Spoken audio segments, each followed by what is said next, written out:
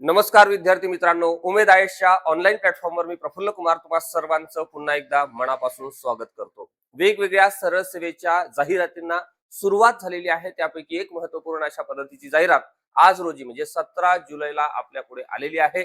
त्यामध्ये कोणकोणती पदं आहे, कोणकोणत्या पदांना आपण पात्र आहोत, या सगळ्या संदर्भातली संपूर्ण माहिती आपण ह्या परिपत्रकाच्या माध्यमातून निश्चितपणे समजून घेणार आहोत. जाहिरात आहे ठाणे महानगरपालिकेची. जवळपास जवळपास 20 पेक्षा जास्त महानगरपालिकामध्ये येणाऱ्या काळामध्ये पदभरती होणार आहे. म्हणून तुम्हाला सांगतो, तुम्हाला काय करायचं आहे, तुम्हाला मराठीचं पुस्तक घ्यायचं आहे, अभ्यासाला लागायचं आहे.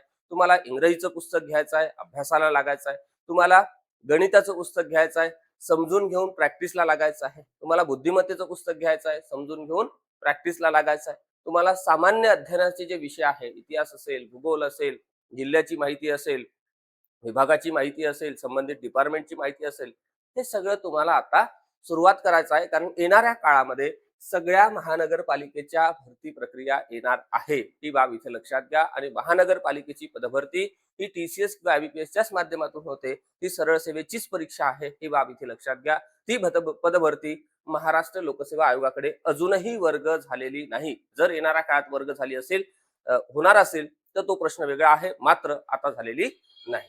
आता आपण आज रोजी म्हणजे 17 जुलै 2026 ला आलेली ही जाहिरात काय आहे ते आपण पाहून घेऊ. गट क आणि ड मधील रिक्त पदे सरळ सेवा प्रवेशाने भरण्यासाठीची ही जाहिरात आहे आणि त्याची एक शुद्धीपत्रक आपल्या पुढे आलेली आहे. ठाणे महानगरपालिका आस्थापनेवरील गट क आणि गट ड मधील रिक्त पदे सरळ सेवा प्रवेशाने भरण्याकरिता जाहिरात ही 10/8/2025 रोजी दैनिक वृत्तपत्रामध्ये आणि संकेतस्थळावर प्रसिद्ध करण्यात आलेली होती. त्यामध्ये आता काही पदांची त्या ठिकाणी भर पडलेली आहे, ती बाब इथे लक्षात घ्या. ओके. शासन निर्णय हा निर्णय आहे शासनाचा 5 फेब्रुवारी 2008 अन्वये होमगार्ड मध्ये किमान 3 वर्ष इतकी सेवा झालेल्या व फायरमॅन संवर्गासाठी आवश्यक शैक्षणिक शारीरिक पात्रता पूर्ण करणाऱ्या व विहित वयोमर्यादेतील तसेच विहित पात्रता परीक्षा उत्तीर्ण होणाऱ्या उमेदवारांकरिता एकूण भरण्यात येणाऱ्या फायरमॅन संवर्गाच्या 5% प्रमाणे व एकूण 19 पदांचे समांतर आरक्षण होमगार्ड यांना लागू करण्यात येत असून त्यानुसार फायरमन गट क संवर्गाच्या आरक्षणामध्ये खालील प्रमाणे सुधारणा करण्यात येत आहे. आता तुम्हाला इथे फॉर्म सुद्धा भरता येणार आहे. फायरमन या संवर्गाचं या ठिकाणी वर्गीकरण दिलेलं आहे आरक्षणानुसार कशा पद्धतीचं आहे ते. ओके. आणि ही जी जाहिरात आहे ही 10/8/2025 ला म्हणजे वर्षभरापूर्वी ही प्रसिद्ध करण्यात आलेली होती आणि त्यामध्ये बऱ्याचशा ठिकाणी आता जे काही चेंजेस आहेत त्या चेंजेस नुसार तुम्हाला इथे पुन्हा एकदा नव्याने ऑनलाईन फॉर्म या ठिकाणी भरता येणार आहे. 17/7/2026 ते 30/7/2026 या काळामध्ये तुम्हाला इथे फॉर्म भरता येणार आहे. ही बाब इथे लक्षात घ्या. ओके.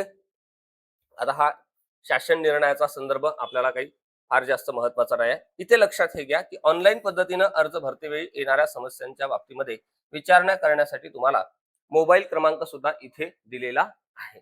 सदर जाहिरातीमधील अत्यावश्यक सेवेमधील अग्निशमन विभाग व अभियांत्रिकी विभागाकडील पदांची भरती प्रक्रिया सुरू करण्यात आली असून जाहिरातीमधील उपरोक्त संवर्गाकरिता पदाव्यतिरिक्त उर्वरित संवर्गातील पदे भरण्याची कारवाई अलहिदा करण्यात येईल. अशा पद्धतीची ही जी अपडेट आहे ही अपडेट इथे लक्षात घ्या. मला तुम्हाला हे सांगायचं आहे की येणाऱ्या काळामध्ये जे महानगरपालिका आहे, ज्या काही महानगरपालिका आहे त्या सगळ्या महानगरपालिकेमध्ये एक मोठी पदभरती पालिका पदभरती 2026 ही निश्चितपणे होणार आहे, यात कुठेही शंका नाही.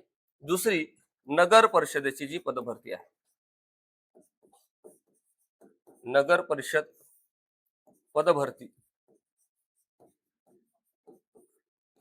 2026 ही सुद्धा येणार आहे. याचं वर्गीकरण 2 पद्धतीचं आहे. ते म्हणजे एक गट क आणि ड ची पदभरती जी TCS घेते आणि इकडे जे आपले कर निर्धारणचे वगैरे पोस्ट आहे, कर निर्धारण असेल, त्यानंतर लेखाच्या संदर्भातले पद असेल, कम्प्युटर इंजिनिअरिंग असेल, ठीक आहे, त्यानंतर फायर ब्रिगेडची असेल, ही जी सगळी पदं आहे, या पदांच्या बाबतीमध्ये अजूनही क्वेश्चन मार्क आहे, ही बाब इथे लक्षात घ्या. म्हणजे येणाऱ्या काळात दोन्ही परीक्षा आहे, महाराष्ट्र लोकसेवा आयोगाकडून आहे, TCS IBPS कडून आहे. आपल्याला काय करायचं आहे, आपल्याला विषयांची तयारी खूप मजबूतपणे करायची आहे. एवढंच मला तुम्हाला आजच्या ह्या अपडेटच्या निमित्तानं सांगायचं आहे, ही बाब इथे लक्षात घ्या. वेळेवर परीक्षा आली तर आपण गोंधळून जातो, म्हणून परीक्षा येणारच आहे, ही बाब इथे लक्षात घ्या. TCS IBPS कडून परीक्षा होणार आहे आणि काही परीक्षा महाराष्ट्र लोकसेवा आयोगाकडून होणार आहे, ही बाब इथे लक्षात घ्या. तुम्हाला काय करायचं आहे, तुम्हाला विषय मजबूत करायचे आहे, विषयाला न्याय द्यायचा आहे, विषयाच्या अभ्यासाला सुरुवात करायची आहे आणि एक एक एक एक गुण दर दिवशी आपल्याला कसा वाढवता येतो यावर निश्चितपणे काम करायचं आहे, ही बाब इथे लक्षात घ्या. चला, आजच्या अपडेटमध्ये मी इथेच थांबतो. लवकरच भेटू आपण नव्या अपडेटमध्ये. तोपर्यंत खूप खूप धन्यवाद. All the best.